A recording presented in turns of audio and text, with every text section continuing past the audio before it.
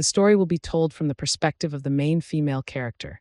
We'd been in our new home for exactly 1 week when my phone rang at 10:15 p.m. The caller didn't start with his name. He didn't ask whether we were settling into the house or if everything was going smoothly. Instead, the first words out of his mouth were abrupt and uneasy. I forgot to disconnect the living room camera. Then he stopped talking. The silence stretched just long enough for a heavy knot to form in my stomach. "Sophia, I'm really sorry to bother you this late," he continued after a moment, his voice tight with embarrassment. I was about to remove the old security app from my phone when it suddenly sent me a motion notification from your living room. At first I assumed someone had broken in, so I opened the live feed. He paused again. "But what I saw, your father and your brother were sitting at your dining table forging documents." My hand tightened around the phone. "I saved the footage," he added quickly. "Before I transfer the account access to you officially, I thought you should have it." I saw exactly what they did. While he spoke, I stood frozen in my kitchen, the phone pressed against my ear, still warm from the sudden call. Across the house, my husband Mark was in the living room, flattening cardboard moving boxes. Each snap and rustle of cardboard echoed rhythmically through the quiet house, the steady background noise of a life I believed had finally reached solid ground. But in that moment the ground shifted. Frank, the previous homeowner, a 56-year-old man who had seemed almost eager to leave this house behind, had unknowingly handed me something powerful. A weapon I hadn't realized I would ever need. Years of working as a customs agent had prepared me for moments like this. When a breach happens, you don't react emotionally, you contain the situation. You evaluate the threat, then you eliminate it. Before we dive into how I dismantled their scheme, I'd love to know who is joining me today. Drop a comment with where you're listening from. It's always a reminder that no one has to face these battles alone. I didn't cry. I didn't yell questions into the empty kitchen. The anger I felt wasn't explosive. It was controlled, precise. Like staring at an accounting ledger where the numbers refused to balance. My father and my brother, the same two people I had financially supported since the day I turned 18. They had finally overdrawn the account of my loyalty, and this time the balance wasn't recoverable. I grabbed my keys from the counter and scribbled a quick note for Mark.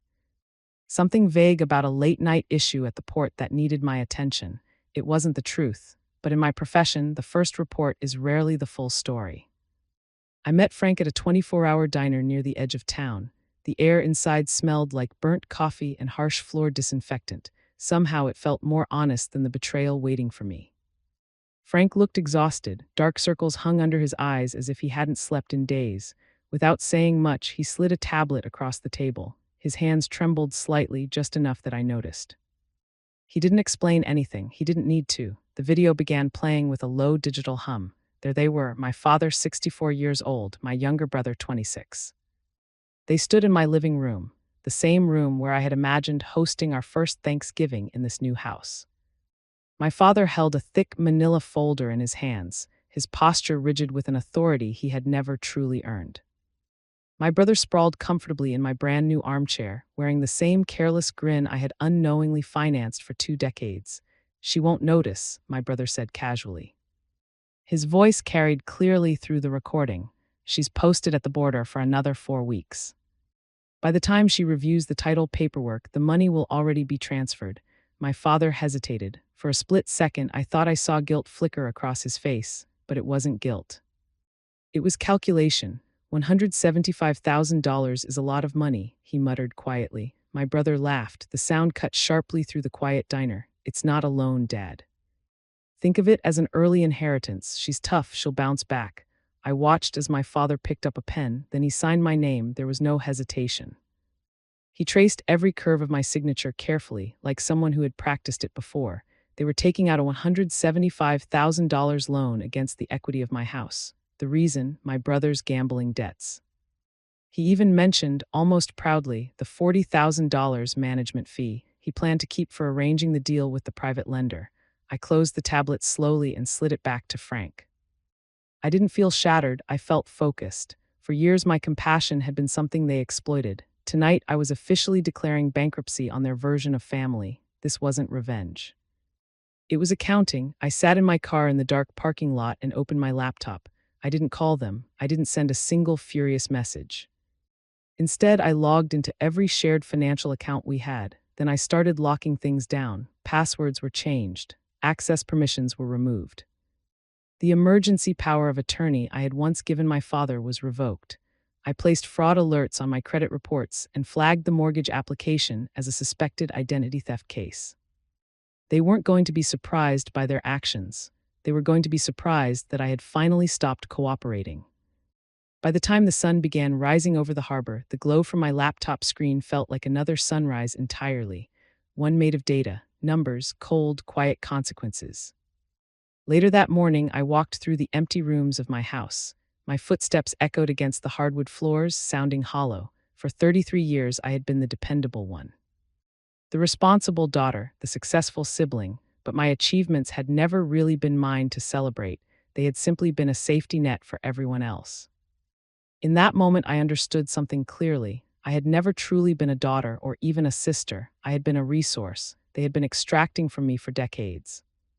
I remembered something from childhood. I was 11. My brother was 7. I had spent months saving my allowance to buy a science experiment kit. The day I finally brought it home, my brother threw a massive tantrum because he wanted a new video game. My father didn't tell him to wait. Instead, he returned my science kit to the store. Then he used the refund money to buy the game my brother wanted. "You're smart, Sophia," he had told me with that same rehearsed smile. "You don't need a kit to succeed, he needs the win." Family supports family. That became the rule. My strength was never mine. It was something to distribute to weaker family members. When I joined the customs agency, my father's emergencies started appearing constantly. Unexpected medical bills, property tax problems, insurance gaps. I paid every time. I never asked for repayment. I thought I was investing in love. Now I understood it had just been a subscription service. I paid the bill. They enjoyed the benefits. The psychology behind their behavior was actually simple. At work, we call it a systemic breach. In psychology, it's something else, normalized cruelty. My father didn't think of himself as a thief. In his mind, he was redistributing resources within the family. Because I was capable, they assumed my ability to absorb losses was endless. They normalized the idea that my survival was guaranteed, which meant everything I had was essentially theirs. To them, stealing $175,000 wasn't criminal, it was just a withdrawal. At 2:00 p.m., a message from my father appeared on my phone. "Your brother said you're having issues with the accounts," it read. "Let's sit down and talk like a family." I ignored it. The financial barriers I had put in place were holding perfectly. Then my brother called. I let the phone ring 3 times before answering. My recorder was already running. "What's your problem?" he snapped immediately. No greeting, no hesitation. "I spent weeks setting up that $175,000 credit line for you, and now you've frozen everything. I have payments due. That $40,000 profit is mine. I earned it arranging the deal while you were playing soldier at the border." I leaned back in my office chair, staring through the window at Charleston Harbor. My voice stayed calm. "I never requested a loan," I replied, "and I definitely didn't authorize anyone to sign my name on mortgage documents." He scoffed. "That border duty has messed with your head," he said. "You come back thinking everyone's a criminal. Dad was trying to protect your future. We're family, we share responsibility. But you've become cold. Everything with you is business now." He kept going. "You're sitting on all that house equity while the rest of us are drowning." He wasn't shocked by his actions. He was shocked that I had stopped being his personal bank. I didn't argue. I didn't explain identity theft. Instead, I calmly told him I'd be willing to meet and finalize paperwork so he could receive his money. I could practically hear his greed sharpening on the other end of the call. Then I contacted Megan. She was a specialized attorney who understood that family connections don't always prevent betrayal. Sometimes they enable it. We met in a glass-walled office overlooking the historic district. Megan didn't offer sympathy, she offered proof. "The mortgage signatures are forged," Sophia, Megan said, sliding a thick folder across her desk toward me. "They didn't go through a traditional bank, that would have taken months. Instead, they targeted a predatory private lender, a hard money firm that deals in high-interest bridge loans. These lenders only care about the collateral. They promised a 14-day payout because they had your house as a backstop and a forged signature from a federal agent to make the risk look safe. But they didn't just stop at the house. My investigators found a second filing. My brother had used my name to secure another high-interest private loan using my mother's heritage jewelry as collateral.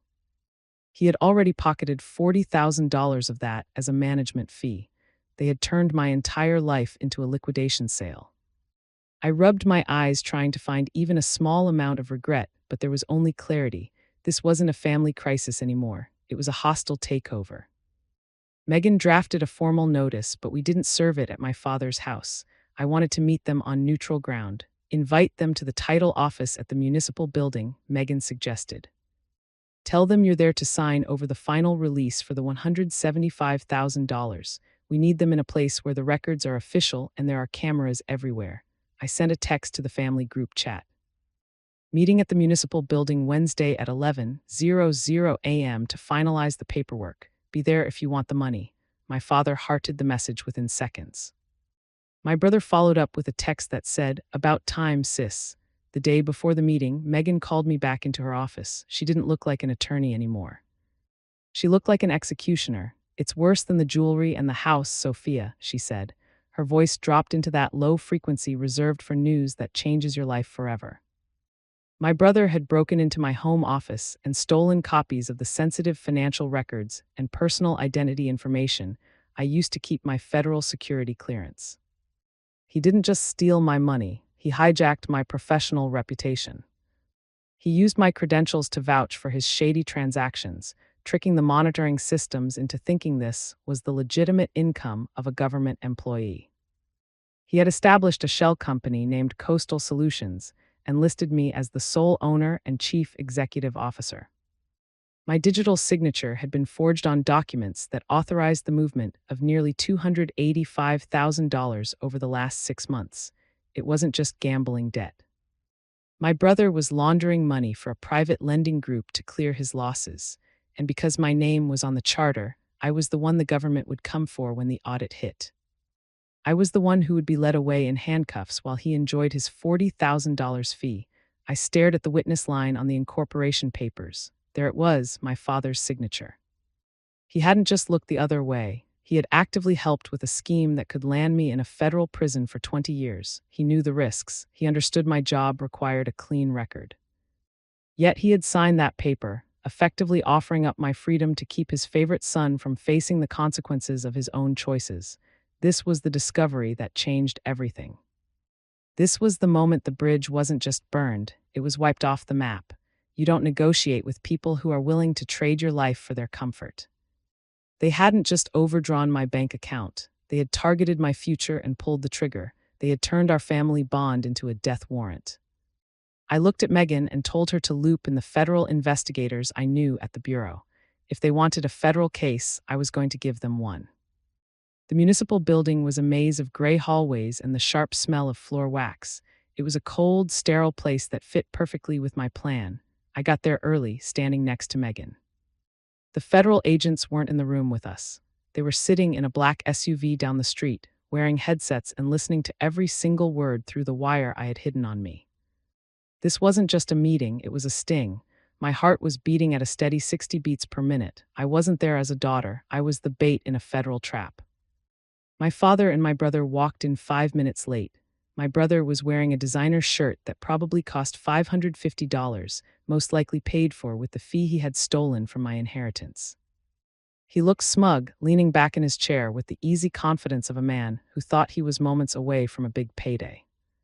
My father followed him, fixing his tie and trying to act like a protective head of the family. He actually had the nerve to smile at me. "Glad we could settle this, Sophia." He said family should always handle things internally. I didn't smile back. I looked at Megan, and she placed a tablet in the middle of the table and hit play. The video from Frank's living room filled the screen. The sound was perfectly clear. They watched themselves talk about my recovery and taking an inheritance advance. They heard my brother laugh about me being stuck at the border and saw my father's steady hand forge my name. When the video ended, the silence in the room was heavy enough to crush her lungs. My father's face went from greedy to a sickly pale gray. My brother's confidence disappeared instantly, and his foot started tapping nervously under the table. "You were spying on us," my father whispered, his voice cracking like old paper. I looked at him with no emotion, the same way I would look at a suspicious shipping manifest at work. I wasn't spying, I replied. My voice was calm and lethal. I was securing my property. You were the ones who decided to commit a crime in my living room. Suddenly, his mask of being the strong father fell apart. He slumped in his chair and then slid out of it until he was kneeling on the floor. Sophia, please, he begged. His eyes were wet with a performance I didn't believe in anymore. Think of the family name. Think of our honor. We'll pay it back. Don't destroy your brother over a mistake. He's all I have left. Looking at him shaking on the floor, I finally saw the truth about him. This was just an illusion of power coming from an empty wallet. For my whole adult life, he had acted like the pillar of this family, but that position was a luxury he had been renting with my money. He wasn't a leader.